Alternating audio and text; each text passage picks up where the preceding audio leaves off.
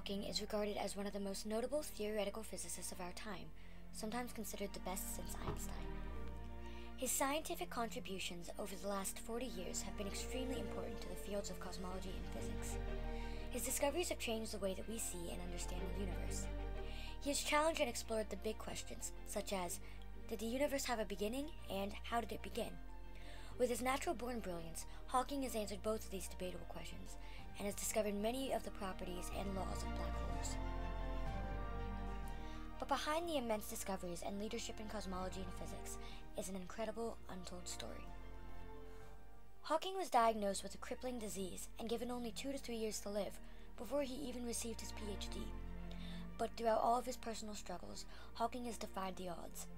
Hawking not only proved the numerous theories of space and time, but he proved that everything and anything is possible. Stephen William Hawking was born in Oxford, England on January 8, 1942. The scientist frequently acknowledges that his birthday occurred exactly 300 years after the death of the famous astronomer and physicist Galileo Galilei. Hawking was the first born into the family and was the only son of Frank and Isabel Hawking. Frank Hawking was a physician specializing in tropical medicine, and Isabel studied philosophy, politics, and economics in college. The couple went on to have 2 more children, Philippa and Mary, and also to adopt a son, Edward. The family moved to St. Albans in 1950 when Stephen was only 8. Although Hawking has an IQ level of 160, his intelligence didn't translate much in his early school years. He only ranked in the middle or at the bottom of his classes and didn't show much genius potential. When Stephen was 12 years old, his friends made a bet as to whether he would even amount to anything. But despite his lack in work ethic, Hawking's friends and teachers noticed his natural brilliance and nicknamed him Einstein. He showed aptitude in mathematics and science, and by his early teens, he knew he wanted to pursue a career in either physics or math. In 1958, Hawking was awarded an open scholarship in natural sciences to Oxford University. He enrolled in 1959 to study natural sciences with an emphasis on physics at the early age of 17. In Oxford, Hawking's potential became more and more obvious. Although Oxford is a prestigious school, Hawking explains that his anti-work attitude that he had during high school was shared among many students in Oxford. The prevailing attitude at Oxford at the time was very anti-work. You were supposed to be brilliant without effort, or to accept your limitations and get a 4th-class degree. To work hard to get a better class of degree was regarded as the mark of a grey man, the worst epithet in the Oxford vocabulary. Hawking's previously casual work ethic, laid-back spirit, and naturally brilliant persona allowed him to easily fit into Oxford. He describes his physics courses as ridiculously easy, and he once estimated that he only performed an hour of studying a day in his 3 years of school. In replacement of studying and working, Hawking became the coxswain of the school's rowing team and spent a significant amount of time partying.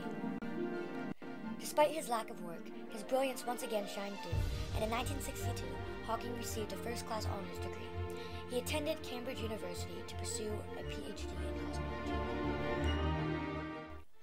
Whilst indulging himself in the field of cosmology, Hawking found that he was growing more and more clumsy. As early as his last year in Oxford, Hawking found himself to be losing control of his body. It progressively got worse, and incidents of Hawking falling over began to pile up. From falling down the stairs to falling over ice skating and being unable to get up, his family began to take notice.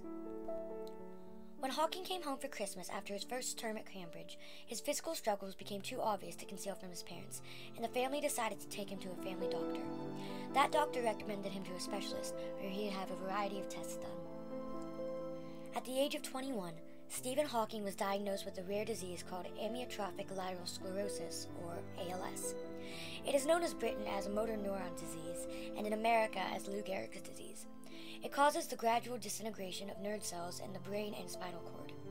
As the disease progresses, patients lose control of muscle movement, first beginning with the hands, arms, and legs. But as the paralysis spreads, ALS affects speech, swallowing, chewing, and eventually breathing, which is usually the cause of the patient's death. Hawking was given 2 to 3 years to live. One point in his life that Hawking regards as a turning point was when he met and became engaged to Jane Wilde in October 1964. Hawking returned to Cambridge in attempts of finishing his thesis required for his PhD. For his PhD thesis, Hawking decided to conquer one of the biggest questions of cosmology at the time. At the time, two big theories were in battle to accurately describe the creation of the universe. The steady-state theory held that the universe was indeed expanding, but stated also that the universe had no beginning. It stated that the universe had always existed and would exist forever.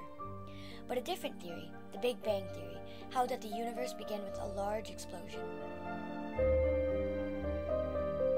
This theory was widely discouraged by many scientists because it implied the need for a creator. But Hawking decided to look into it and to see if possibly the Big Bang could have been started spontaneously. The answer to this theory lied in the theory of black holes, which Hawking had studied previously with physicist Roger Penrose. Together, Penrose and Hawking had studied the many properties of black holes. A black hole is a dead star that's gravity has imploded on itself. It was claimed that the star would crush itself into a point of infinite density. This point was called a singularity.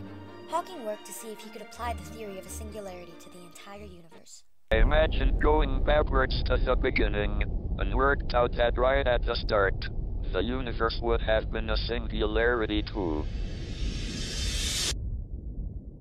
Here, time stops. You've reached the true beginning of everything.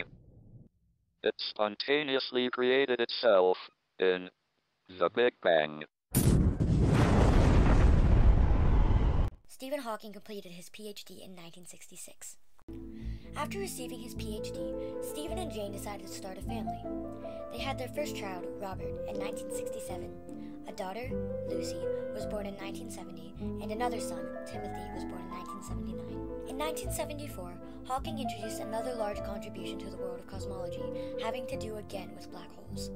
This theory would throw off everything scientists before him had discovered about black holes. The calculations I was working on involved what happened to particles on the edge of a black hole that were sucked in and disappeared. To my great surprise, I found that some particles could escape the black hole. Contrary to all previously held theories on black holes, I discovered that they must emit particles like a hot body losing heat. This evaporation meant, in theory, a black hole could eventually disappear. Although this theory was at first very controversial, it was later accepted as Hawking radiation. As Hawking's name began to spread around the world, Hawking's disease once again began to spread all around his body. Hawking began to chase one of his biggest ambitions, and he began to write a book that would simply explain the creation and other properties of the universe. But although Hawking was on the way to achieving amazing success, his health took an irreversible turn. Hawking had fallen ill with an intense case of pneumonia, which required his surgeons to perform an emergency tracheotomy. This surgery allowed him to breathe, but permanently took away his ability to speak. This obviously was a major obstacle in Hawking's work, but in time he found a new way to communicate. A computer system was created for Hawking that allowed him to choose words with a clicker that would be projected out loud for everyone to hear. Hawking quickly mastered this system and regained the ability to speak. Hawking's new voice would become one of the most defining things about him. Hawking's first book, A Brief History of Time, was released in 1988. It quickly became a bestseller to the surprise of Hawking. The book's popularity would only increase over time, selling over 10 million copies in the next 20 years. This book truly introduced Stephen Hawking to the world.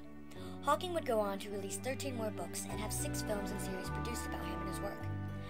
Hawking has become one of the most popularized scientists, being featured on many different TV shows. Hawking would go on to meet Queen Elizabeth, President Barack Obama, Pope Benedict XVI, and even Nelson Mandela.